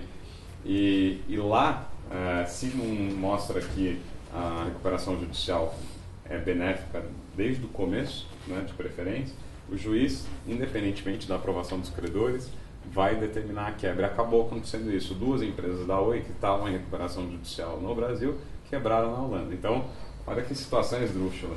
Ao mesmo tempo, as empresas estavam quebradas e em recuperação, que é justamente para evitar a quebra, né? Como lidar com isso? Como tratar com isso? Tem algumas normas que orientam os processos de insolvência internacional? Tem. Elas servem de balizadores, mas a gente não tem ainda na lei um regramento próprio para essa conversa de jurisdições, para essas falências transnacionais, né? Ou recuperações transnacionais. Acho que esse é um ponto que eu arrisco dizer que vai ter que ser cada vez melhor pensado, melhor estudado, senão a gente vai ficar em várias situações tais como esta. Por sorte, o sistema holandês permite o que o brasileiro não permite, eu estava falando agora há pouco, que dentro do ambiente de falência os credores e o devedor façam um acordo e a empresa não vai ser liquidada, ela vai sair da falência. Desculpa. Prazer, obrigado. Muito obrigado. Então, lá na Holanda foi feito um acordo e isso acabou casando com o que estava acontecendo no Brasil e a gente conseguiu reestruturar o grupo como um todo. Mas é desafiador mesmo. E tem outro problema, né, Felipe? Que são situações, nesse caso era uma sociedade brasileira que tinha o centro de comando aqui e tinha algumas filiais lá. Agora tem empresas, e a gente já participou de um caso, em que essa empresa ela é tão grande que cada país é uma unidade de negócio independente. E normalmente essas empresas têm centros de compras globais, porque é mais barato se eu for comprar, no caso, alumínio, para todas as empresas do grupo. O que aconteceu? A empresa na Espanha pediu uma recuperação judicial, por assim dizer. O Brasil pediu a sua e estava tudo certo. O problema é que existem os bonds emitidos lá fora e que normalmente os credores internacionais pedem uma fiança de todas as empresas do grupo, e aí me aparece aqui 3 bilhões de euros um bond, um dinheiro que nunca vem para cá. Isso foi uma questão extremamente complicada, porque eu não tinha a questão da Oi, que era competência, não, era simplesmente um credor, um grupo de credores que estavam aqui. Por sorte, o advogado de qualquer área, eu acho que a função dele, uma premissa é entender direito das obrigações, porque isso se aplica a tudo. E no caso que a gente fez foi, olha, como vocês fizeram uma reestruturação na Espanha, inovaram a dívida e não pediram autorização nossa, que óbvio que a gente não ia dar, pela lei o fiador está isento de pagar a dívida. E com esse argumento a gente tirou 3 bilhões de euros que levaria à falência a empresa no Brasil. Então, outra coisa que a gente vai ter que começar a ver também que acontece, né? Enfim, mas eu acho também que não dá para a gente ter tudo, né? Eu acho que o foco agora é tentar melhorar a posição dos credores, acelerar as REs e continuar com esse processo que é um learning process para todo mundo, né? Meu sangue carioca me obriga a fazer uma defesa do Rio de Janeiro, que não é fácil. Realmente o Rio de Janeiro tem sido uma sucessão de escolhas infelizes dos seus governantes. E culminou com a última administração Cabral, onde você juntou um nível de corrupção que nós não conhecíamos, o nível que aconteceu. Em segundo lugar, contar com benefícios futuros de royalties do petróleo, isso associado criou uma situação insolúvel para o Rio de Janeiro. Agora, o Rio de Janeiro teve boas administrações no passado, quer dizer, não é uma cidade que, eu diria, que está condenada ao desaparecimento como a Detroit, eu acho que tem coisas positivas da cidade. Bom, em relação à recuperação judicial, eu não sei se os companheiros aqui, a sensação que eu tenho é que a empresa que entra em recuperação judicial no Brasil é estigmatizada. Quer dizer, ela fica marcada, ela fica no índex. Eu não sei se em outros países é a mesma coisa. Quer dizer, é uma doença incurável, quer dizer, não dá para ela mais. É feita uma pessoa cujo nome indevidamente aparece no jornal, vinculado a algum acontecimento que ela não tem nada a ver, mas a partir desse momento, essa pessoa está marcada no Brasil. Ah, você é fulano. Eu sou Roberto Teixeira, quer dizer, tem um advogado aí que é muito conhecido também, tem um nome que várias vezes as pessoas me ligaram. Puxa, você está envolvido nesse caso? Eu digo, não, eu não sou advogado. Não. Mas, enfim, as pessoas não pensam, não vai no detalhe para saber. Agora, eu acho que realmente precisamos de uma legislação que proteja, né? E que dê novas condições da companhia sobreviver. Você falou muito bem, Guilherme, uma coisa que eu sempre me preocupei.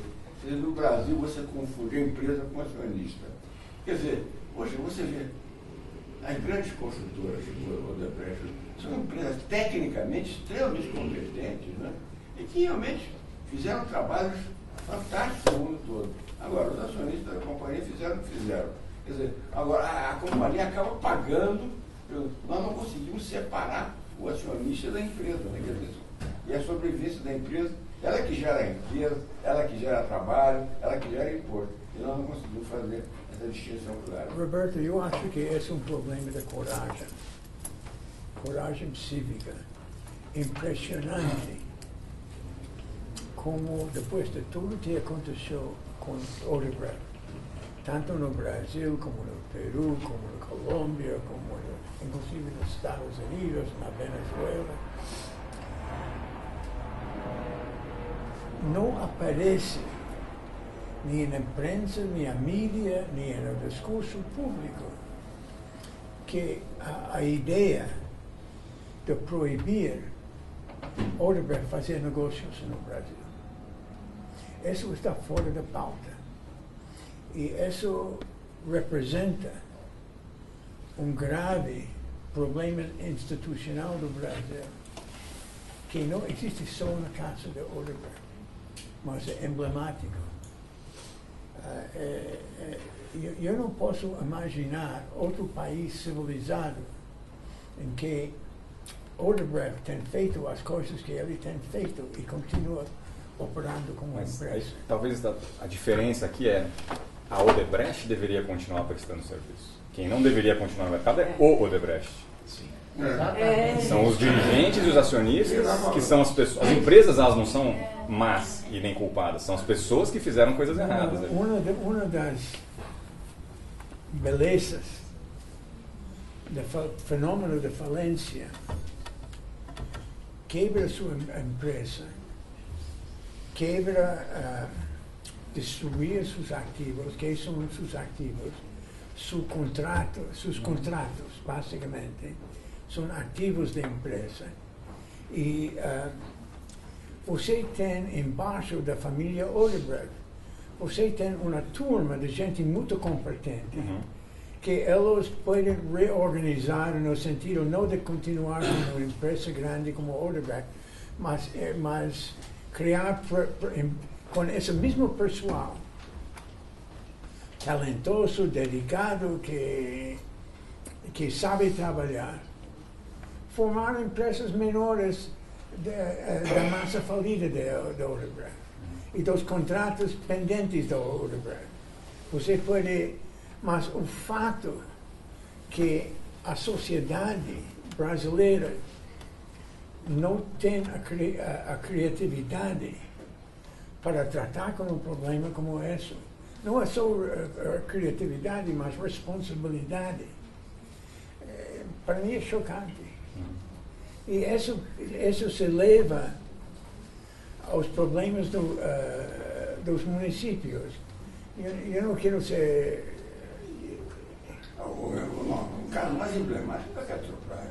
Quer dizer, a Petrobras Porque nós temos dado muito pouca relevância ao que a Petrobras fez na área do pré-sal.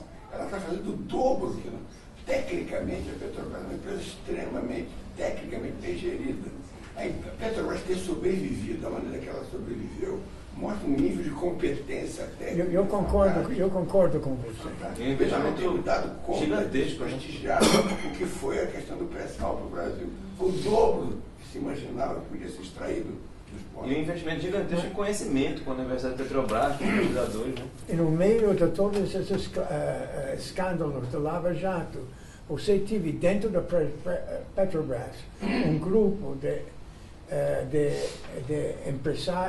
técnicos sumamente dedicados e competentes que conseguiram levar o pré-sal,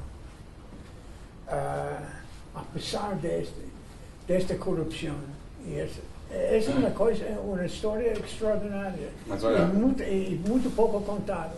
muitas empresas relacionadas ao Lava Jato acabaram sendo forçadas ou então aproveitaram o momento para pedir recuperação judicial também, muitas delas. E uma questão importante que eu acho que é importante dizer é que a recuperação judicial ela é também uma oportunidade, né? Eu concordo com o Roberto que ainda tem uma impressão de quem pede recuperação judicial muito ruim, né? Tem um preconceito ainda muito enraizado nisso, até por talvez desconhecimento do que seja a recuperação judicial, que é um momento, o Guilherme até abriu, acho, falando isso, é um momento de descasamento que naquele momento a empresa não está conseguindo liquidez necessária para cumprir as suas obrigações, mas pode ser plenamente viável, ou o negócio, né, pode ser plenamente viável se gerido por terceiros. Faltou bem, faltou indicar que a ausência do mercado de capitais também no Brasil, de médio e longo prazo, foi uma das razões que inviabilizou muitas empresas, porque na dificuldade você não tinha como buscar capitais a longo prazo,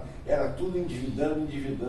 É um custo financeiro imenso, porque a gente tem uma taxa básica de juros alta E até para obter crédito num ambiente de uma empresa que já está mal, está em recuperação judicial, claro que é muito mais difícil. Alguns bancos públicos nem fazem, né? Queria fazer um... Não. Vamos distribuir nosso Bradel Paper sobre a opressão. Ok. Agora, dessas empresas que pediram recuperação judicial, muitas Lava Jato, outras não, isso cria um ambiente de negócios também. Não, assim, é uma oportunidade hoje, porque com a nova lei, dependendo de serem preenchidos determinados requisitos, um terceiro pode comprar os ativos da empresa que está em recuperação judicial de uma maneira mais segura do que se ele comprar fora do ambiente da recuperação judicial. Sim. Porque a lei hoje diz o seguinte: se houver um processo competitivo, né, basicamente, se houver um processo competitivo, se for pago um valor justo, se o vendedor, que é a empresa em recuperação, continuar com a atividade remanescente suficiente para servir ao propósito da lei, que é não só o de praticamente liquidar, mas sim de viabilizar aquela empresa, se isso e outros tantos requisitos jurídicos forem preenchidos, o comprador desse ativo ele compra isento de responsabilidade do passado, né? E o STF já falou, olha, isso é plenamente constitucional, porque houve partidos políticos que quiseram dizer, não, isso aqui é inconstitucional, porque não faz sentido comprar atividade, aí o coitado do empregado não vai ter de quem cobrar o crédito trabalhista dele. Bom, mas tem o outro coitado do empregado que está desempregado, que se esse cara não comprar, não vai ter emprego também. Então, no final do dia, é um sopesamento de valores. E nesse julgamento do STF, Fernando, se falou muito disso. Sopesamento de valores. Então, assim, foi o caso da Gol, né, que foi o leading case na questão do artigo 60. Houve o caso da Gol, o primeiro, um dos primeiros da Varig, né, um dos primeiros casos de recuperação judicial, que foi lá no Rio de Janeiro até, e desde então a Ayub, que foi o juiz desse caso, é uma referência em recuperação judicial. A Varig, por exemplo, ela tinha 3 frentes: tinha frente de passageiros, frente de carga e frente de logística. Ela se quebrou em menores empresas, e essas menores empresas foram vendidas na forma que a gente chama de unidade produtiva isolada. Então houve lá um processo competitivo, a Gol comprou, né, levou, depois teve uma série de reclamações trabalhistas de ex-funcionários da Varig, falando a Gol tem que pagar a conta. E o juiz de primeira instância trabalhista não estavam nem aí, estavam dando, e os tribunais regionais do trabalho estavam confirmando as decisões. Foi só quando chegou lá no TST que o TST começou a falar, não é assim, senão a gente inviabiliza o Instituto da Recuperação Judicial. E aí, outros casos houve isso, e no caso da Parmalat, que foi um outro caso emblemático, a gente já viu uma mudança de conceito no Tribunal Regional. Então, em primeira instância, continuava o juiz contra a empresa, a favor do trabalhador, mas já no Tribunal Regional do Trabalho já revertiam as decisões, não esperava chegar ao TST. Então, o que a gente espera, quem está no meio, quem opera no meio, é que, com o tempo passando, porque a lei é razoavelmente recente ainda, de 2005, os institutos vão ganhando corpo, né? Algumas empresas que passaram por recuperações judiciais e continuam aí, vão confirmando que não quer dizer falência, quer dizer recuperação judicial, e recuperação judicial é diferente, né? Então eu acho que talvez vá perdendo o preconceito com o tempo. Eu tenho um caso emblemático. Eu que gostei dessa lei, voltei para São Paulo e reestruturei uma empresa chamada Brasil Park como venture capital. Fizemos vários investimentos, alguns bem-sucedidos, outros nem tanto. E entre nem tanto bem-sucedidos, uma empresa na área de informática chamada Medidata. Inicialmente uma empresa foi um gerador de caixa fantástico e foi comprado o controle por um grupo espanhol, Amber. Muito bem.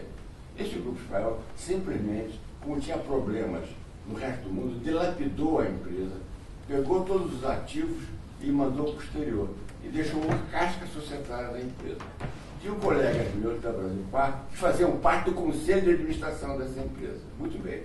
Os pobres funcionários, credores trabalhistas, entraram em juízo. A empresa fechou e foi embora para o exterior. Os diretores não existiam, acionistas não existiam. Existíamos nós, os 7% do capital minoritário. Resultado, veio penhora online, os pobres conselheiros de administração, de um investimento que nós fizemos há 27 anos atrás. Tivemos que responder em juízo por passivos que nós não tínhamos nada. Agora nós fomos na Espanha procurar essa Amper, contratamos advogados. Vocês são os irresponsáveis. Vocês estão destruindo a imagem da Espanha no Brasil por uma empresa que não soube cuidar dos seus... Você não pode simplesmente fechar, ir embora, pegar o avião e deixar a batata quente. Os trabalhadores, têm toda a razão, tem que ir atrás de alguém. Aí o juiz o que faz? Não tem onde. Vai baixando, vai bater nos acionistas que eram... Contra o bolso que está cheio. Né? É isso mesmo. Então, é reforçar essa proteção para o investidor, que tem que ser um incentivo e não um desincentivo, né, no investimento. Se me permite só um parênteses aqui com relação a essa questão da estigmatização de empresas em recuperação judicial. Eu trabalho com recuperação e rastreamento de ativos. Muitas das empresas se utilizam do Instituto de Recuperação Judicial, ou utilizam para esvaziamento patrimonial. Né? Elas se utilizam dessas prerrogativas das não cobranças, desses impedimentos, para realmente acabar de esvaziar o seu patrimônio. E por isso ficam estigmatizadas com essa peça. Deve ter embora. Tem os bons e os maus, né, devedores, né? Para isso que a falência busca isso, inclusive, tirar do mercado aqueles que não deveriam ficar. Mas falir não quer dizer que necessariamente é fraudulento, né? Faliu porque errou, só erra quem faz, quem tenta. Até essa semana eu estava conversando com a minha sócia que cuida de startups, tecnologia, ela esteve no Vale do Silício, conversou com os investidores de startups, eles falaram, a gente não investe em quem não quebrou pelo menos 2 vezes. Porque aquele cara que já quebrou 2 vezes, ele já sabe como ele já passou por isso, é um cara que é resiliente, ele vai ter mais chance de... Você está falando das marcas de guerra. Isso aí, isso é instintivo, né? Isso é visto como algo favorável, não como algo desfavorável. E vários desses grandes empresários que a gente conhece mundialmente, né, quebraram várias vezes. E o que é que tem? Se eles não fraudaram, se eles fizeram algo de errado, se eles foram simplesmente, entre aspas, incompetentes, a incompetência de alguém não é suficiente para que ela pague a dívida de uma falência inteira. Então, assim, isso é um absurdo. E aí a conscientização disso, ter esse tipo de debate que a gente está tendo aqui, também, sempre possível, isso é muito salutar, porque a gente vai levando esses conceitos também para juízes, para outras figuras, stakeholders desses processos, que precisam ter isso em mente. Acho que o Guilherme, quando nós criamos essa VM, um dos tripés era educação do investidor e educação dos juízes. Criamos o CODIMEC, Pedreira, fazia curso para juízes para explicar 6.404 e as suas implicações. Os juízes estavam totalmente despreparados para entender. É como cada juiz analisa muito em função do seu local e não tem uma visão global das suas implicações. É um processo educacional dos juízes também. Mas pelo menos agora, com essas varas especializadas, em São Paulo, por exemplo, onde tem uma atividade econômica muito grande, então boa parte das recuperações está no estado de São Paulo. Não em todas as cidades, mas na capital tem vara especializada e o tribunal tem câmaras reservadas para determinadas competências. E a gente sente um nível muito mais alto na conversa com desembargadores, assim, você não tem desembargadores extremamente preparados, né? E é muito saudável que tenha, porque eles precisam entender esse ambiente de negócio, senão fica só aquele juiz que conhece a lei e não tem a menor sensibilidade do caso na prática, né? Interessante. Advogado, você não conhece finanças. E juiz também. Essa ideia de vocês da recuperação das empresas, eu acho muito interessante e me fez pensar na recuperação dos indivíduos nas prisões. Então tem toda uma mentalidade que a pessoa que errou está perdida. Então eu estou aproveitando muito, pensando nessa ideia mesmo, do aprendizado mesmo. E isso deveria ser levado para os juízes, para as pessoas das prisões mesmo. Nós podemos recuperar os indivíduos, né? Olhar outra vez, né? Mas não diz necessariamente que está acabado. Claro. Então, acho que é uma mentalidade, sabes, que diz, você errou, então você não é mais competente, você não é mais confiável. Como também já, pelo tempo até tudo que já passou, só queria falar duas coisas. Eu acho que, primeiro, a lei protege, mas ela infelizmente não é cumprida, essa que você chamou liquidação, qual foi o doutor Roberto, eu não me lembro, liquidação da sociedade através de uma recuperação judicial, ou seja, que fica uma casca. Na verdade, a lei exige que você tenha uma atividade remanescente e não só isso, exige que tenha um laudo que comprove que a sua atividade remanescente é viável. Se isso é feito na prática ou não, muitas vezes não. Tá? Mas a gente não pode, a gente tem o dever de fazer todas essas críticas que fizemos, mas também tem o dever de falar as milhares de oportunidades que acontecem nesse mercado, não só para salvar a empresa, mas para o comprador e para todos os stakeholders envolvidos. Então, uma recuperação judicial, um processo de reestruturação, seja ele qual for, ele tem que obrigatoriamente atender a todos os stakeholders. Tá? Então, eu vou dar um exemplo. Uma das coisas que a gente está criando é o que a gente chama de RJ Pre-PAC, o piano que existe nos Estados Unidos, que é o seguinte: se nós temos os 3, 4 maiores credores bancários, nós chegamos num acordo com eles, pegamos uma JAV que compra ativos, que nós chamamos de Stalking Horse no mercado, fechamos com ela um acordo para comprar um determinado ativo da companhia, preparamos um SPA, combinamos com a companhia, vamos a juízo, mostramos para o juiz, olha, está aqui o plano, só vota o credor que é afetado, então os que não são afetados segue igual. Às vezes para a companhia faz sentido porque ela quer vender, por exemplo, um projeto Greenfield onde ela tem que botar dinheiro, ela não tem, então ela prefere vender isso. É um projeto extremamente rentável, só que ela simplesmente não tem dinheiro.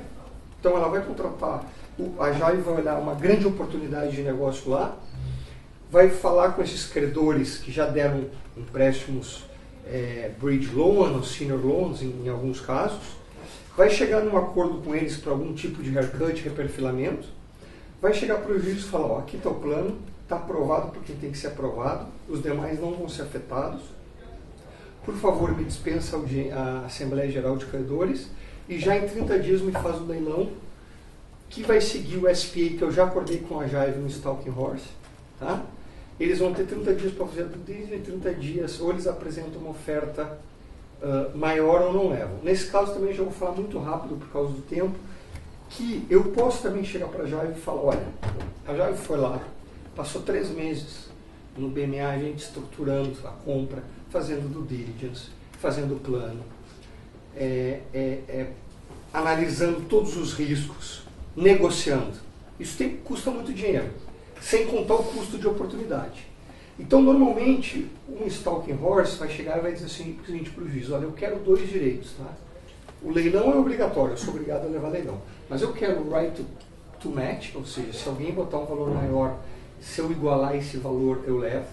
Isso está sendo cada vez mais difícil nos tribunais.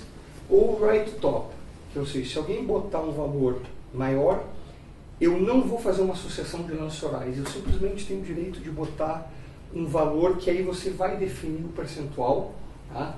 Que quanto maior o percentual, mais chance de ser aprovado pelo juiz, mas nós já tivemos casos em que foi 1%, isso foi aprovado pelo juiz, então já ele deu 10, o outro deu 11, se a Jair der 1% a mais que 11, ela leva, morreu o assunto.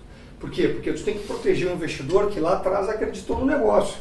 Tá? E isso tem funcionado, tem sido realizado e é uma excelente oportunidade de negócio para quem quer investir, é uma excelente oportunidade para a companhia que tem um projeto Greenfield que precisa se livrar para focar nos outros negócios dela e ela não tem o capital para colocar lá, e é excelente para os bancos, porque os bancos nesse tipo de operação de Project Finance, o projeto é que vai pagar ele e não a companhia. Então, primeiro é fundamental que tenha alguém que esteja lá. Também é fundamental, já falando dos stakeholders, que a agência reguladora tem que aprovar isso. Então, você tendo uma empresa respeitável como nova controladora, a agência reguladora se sente confortável em aprovar. Porque, eu vou querer um cara que está com um problema de liquidez, que não vai conseguir terminar a obra. Ou vou querer uma empresa forte, um fundo poderoso que vai dar o dinheiro. Tanto que existe uma lei, né, que permite a relicitação, e nós aqui fomos pioneiros em tentar que essa relicitação seja feita dentro da SRJ. Mas, olha, juiz, eu já tenho um edital que eu sou obrigado a levar para outros potenciais compradores. Então, por que a gente não faz a relicitação junto, dentro do processo? Vocês entram aqui no processo, colocam os requisitos que vocês querem colocar no edital e a gente vende. Por que isso é importante? Porque num projeto de infraestrutura, esse tempo que eu vou demorar aí de 6 meses é tempo que eu não construí. Se eu não construir, tem multa. E eu perco a receita. E Project Finance hoje, a margem está muito pequena. Então eu chego num acordo com o órgão público, e isso é permitido pela lei, nos setores de logísticas, rodovia, mas é expressamente proibido em energia, ainda que nós quase conseguimos isso, num caso de 13 decisões, perdemos uma, infelizmente foi a última, mas que permite que você faça uma reprogramação do cronograma de construção sem multa e talvez até mude as condições econômicas, entendeu? Por exemplo, aumente o valor do pedágio. Então tudo isso são oportunidades. Então, é legal a gente falar das dificuldades, é legal a gente falar das mudanças legislativas, mas tem um mar de oportunidades aqui no Brasil que dependem de pessoas como o Guilherme, que conseguem enxergar o valor, saber como ele vai extrair o máximo de valor disso aí, e também depende de advogados, todos que estão aqui, serem criativos e fazer, por exemplo, essa recuperação judicial por PEC, que nós inventamos, de fazer esse edital conjunto com um órgão público para ganhar tempo e poder mudar as condições da concessão. Tá? Então, tem muitas oportunidades e nós não podemos deixar passar essas oportunidades. Os fundos estrangeiros estão vindo para cá, eles estão com dinheiro, eles estão querendo comprar. Se você vai em qualquer banco, quem é de banco aqui, sabe que existe uma área de Special Situations que não está mais focada somente em processos, em precatórios. Não, está focado em ativos que estão lá.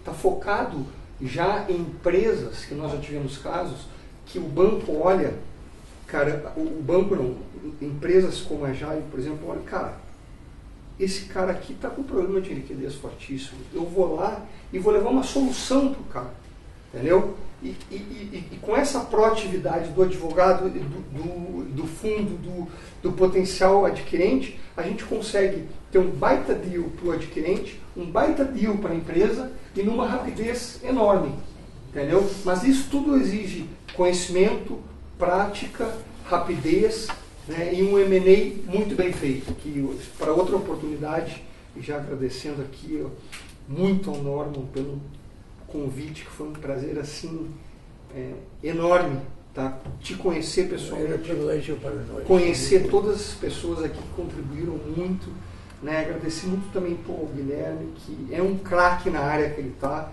ele é conhecido nacionalmente, Vários sócios meus conhecem, já trabalharam com ele. Por isso que eu estou falando, não é da boca para fora, senão eu preferiria ficar quieto. E como tem muitos outros no mercado também, como todos aqui, né? Então vamos focar, pessoal, nas partes boas. Tem alterações legislativas que estão sendo trabalhadas, tem oportunidade, a hora do Brasil crescer. E o que não pode acontecer é a gente deixar ativos bons terem o seu valor destruído porque faltou coragem, faltou criatividade jurídica e econômica desses players. Eu acho que da minha parte era isso. Agradecer também ao Dr. Roberto, que foi quem também nos convidou. Eu fiquei muito impressionado com esse instituto. Eu li, né, os papers que nos foram enviados, os links, e achei assim simplesmente sensacional. E me irritei com a minha própria ignorância de não ter lido antes. Mas sempre é tempo da gente melhorar, né? E eu vi que são discussões muito profundas. E pode ter certeza, na próxima eu não estarei aqui. Eu estarei ali escutando, porque eu acho que esse debate é muito importante. Possivelmente vocês, eu agradeço muito seus comentários, sua simpatia. Eu não sei se entre suas relações, seus clientes, poderia conhecer gente consciente que poderia ajudar o Instituto a sobreviver à crise que está aproximando. Vamos ter essa conversa depois, pessoalmente, mas com certeza. Estamos muito preocupados com isso. Eu acho que não tenho dúvida que atendemos as maiores empresas brasileiras e internacionais e a gente pode conversar sobre isso. Eu entro em contato com o senhor sem Muito obrigado. Guilherme, você tem algumas observações finais? Não, gostaria só de agradecer o convite e a contribuição de todos que vieram, né? É sempre muito mais interessante quando a gente tem a oportunidade de trocar ideias. A ideia é daquelas poucas coisas que quando você entrega para o outro a sua, você não fica sem ela e o outro ganha alguma coisa, né? Ideias e amigos tem essa mágica. Então, eu adoro essas oportunidades porque me dá a chance de organizar as minhas convicções sobre o tema, mas principalmente desafiar essas mesmas convicções quando eu ouço as opiniões dos outros. E agradeço ao Rafael e ao Felipe pela contribuição aqui também. Norma, eu queria agradecer também, o Rafael é meu sócio, então falou muito bem já, eu faço as palavras dele também. Acho super interessante, gostei tanto das ideias, gostei do formato, eu gostei que tudo que, desde que eu cheguei lá para tomar café, tudo que a gente fala aqui tem uma interpretação literal e tem uma interpretação também além do que a gente está imaginando, uma provocação. Então, a partir do café a gente já estava falando lá de pessoas que são cegas, aí já me foi provocado que tem pessoas que são cegas de vista, tem pessoas que são cegas de ideias. Então, tudo que a gente fala aqui realmente expande, né, e vai além do que é só literal. E por isso é um prazer participar aqui dessa mesa redonda, o próprio formato aqui com os sofás, a gente se olhando, acho que é muito... Ninguém senta no sofá, estão perdendo a oportunidade. Pois né? É muito convidativo, né? E é uma pena que a gente só chegou agora ao Instituto, mas com certeza numa próxima a gente vai estar do outro lado aí também, contribuindo com o debate. E agradecer especialmente ao Norma, ao Fernando também, que foram muito receptivos a nós. Parabenizar o Guilherme, né? E espero que a gente possa se encontrar em outras frentes aí também, provavelmente continuando a concordar. Do mesmo lado. Do mesmo lado, de preferência, né? Mas às vezes faz parte também estar do outro lado, né? Mas que sejam sempre em bom nível, porque quando você tem um bom combate, quando tem alguém do outro lado da mesa para negociar ou para brigar, é muito melhor. Eu sou advogado de contencioso de origem. E a pior coisa do mundo é quando você tem alguém lá que você pega a petição, você não consegue nem entender o que a pessoa está falando, você não consegue defender o seu cliente propriamente, né? Tem que antes traduzir e depois entender. Então, acho que esse ambiente que nos ajuda a entender tudo muito melhor é muito saudável e eu queria te agradecer de novo pelo convite, fiquei honrado também. Eu agradeço, estamos profundamente agradecidos a vocês e até a próxima. Muito obrigado. Muito obrigado.